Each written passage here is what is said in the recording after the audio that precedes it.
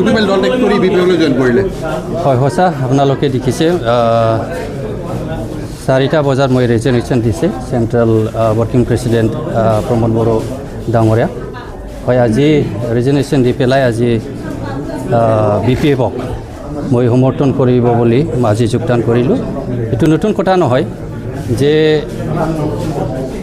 নিজৰ ঘৰত নিজৰ আৰু উপুতি আহিছোঁ মই বেক টু হোম কাৰণ একো নাই যে আমি দেখি পাইছোঁ যে যেনেকৈ পলিটিকেল চিটুৱেশ্যন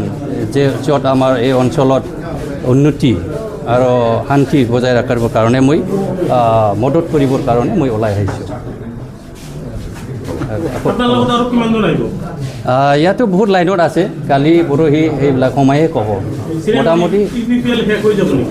সেইটো সোমায়ে ক'ব নিশ্চয় আপোনালোকে দেখিব দিনে দিন নিশ্চয় সেইবিলাক আপোনালোকে প্ৰচাৰ কৰিব ক'ব কি কৈছে একেবাৰে নিৰ্বাচনৰ প্ৰাকমুহূৰ্তত যোগদান কৰিবলগীয়া হ'ল সেইটো আমি ডিচিশ্যন ল'লোঁ যে আমি যেনেকৈ দেখি পালোঁ যে আমাৰ যে ৰুলিঙত যে আমাৰ সন্মানীয় পানীৰাম ব্ৰহ্ম কেণ্ডিডেট